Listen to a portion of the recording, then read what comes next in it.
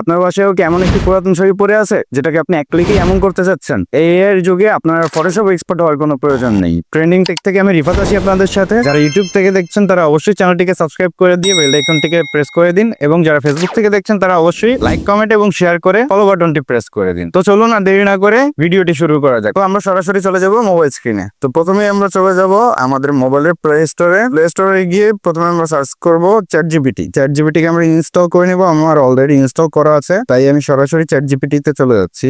So চ্যাটজিপিটিতে আসার পরে আমরা যে ছবিটিকে রেজিস্টার করতে যাচ্ছি সেই ছবিটিকে এখানে আপলোড করে দিব।